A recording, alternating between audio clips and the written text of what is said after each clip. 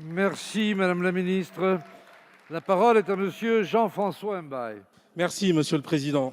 Ma question s'adresse à Monsieur le Secrétaire d'État auprès du ministre de l'Europe et des Affaires étrangères. Monsieur le ministre, le 9 décembre 1946 marquait l'ouverture d'un procès qui fera date dans l'histoire.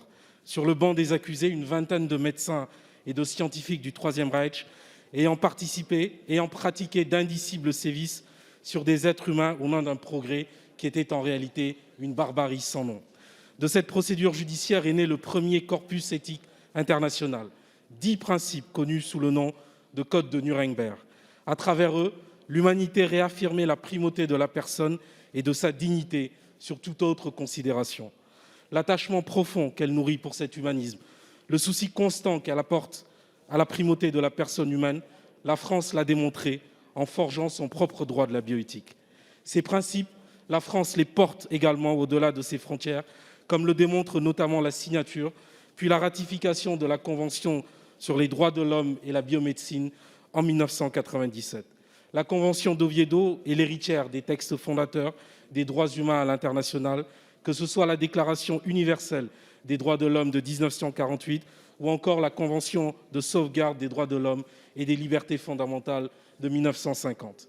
Dans la lignée de ces grands textes, la France a récemment signé la Convention de Saint-Jacques-de-Compostelle, contraignant les États à sanctionner pénalement l'obtention illicite d'organes humains et leur utilisation. Afin de lui donner pleinement effet, il convient désormais, Monsieur le ministre, que la France rejoigne le concert des pays l'ayant ratifié.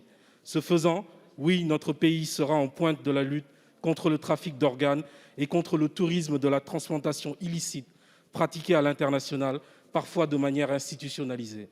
Monsieur le ministre, à l'heure où le respect des droits humains, notamment ceux des minorités, recule dangereusement sous l'effet des pouvoirs autoritaires, parfois très sourds aux injonctions émanant de la communauté internationale, comment la France entend-elle poursuivre le juste combat qu'elle mène en faveur du respect de la personne humaine partout dans le monde? Merci, Monsieur le député. La parole est à Monsieur Clément Beaune, secrétaire d'État, chargé des Affaires européennes auprès du ministre de l'Europe et des Affaires étrangères. Monsieur le Président, Mesdames et Messieurs les députés, Monsieur le député Jean-François Mbaye, vous soulevez une question extrêmement importante qui, vous l'avez rappelé, est une priorité d'action internationale de la France depuis l'après-guerre et pour lequel récemment Jean-Yves Le Drian s'est beaucoup battu. Il est retenu cet après-midi par une réunion importante de la coalition internationale contre Daesh. Vous l'avez dit, la lutte en particulier contre le trafic d'organes s'inscrit aujourd'hui dans un certain nombre de conventions internationales portant essentiellement contre la traite d'êtres humains. Et c'est la convention de Palerme qui est sans doute aujourd'hui le texte le plus abouti en matière de lutte contre toute forme de criminalité transnationale organisée. La France en fait partie et à l'occasion de la 10e conférence des parties des États membres de la Convention de Palerme, la France, avec les États-Unis, a porté une résolution qui renforce encore notre arsenal juridique et nous continuerons cette action internationale. Au niveau européen, avec le soutien et l'engagement de la France, dans le cadre d'Europol, nous avons aussi renforcé la lutte effective en matière de coopération policière, de lutte contre cette criminalité spécifique, dans le cadre de son cycle d'action pour les 3 prochaines années, 2018-2021 et les 3 années qui vont suivre. Vous avez rappelé l'action que le Conseil de l'Europe, plus récemment, a menée et la Convention de Saint-Jacques-de-Compostelle permet de renforcer notre arsenal juridique, en effet en imposant systématiquement une pénalisation de la lutte contre du trafic d'organes et en renforçant nos outils de lutte contre ce trafic.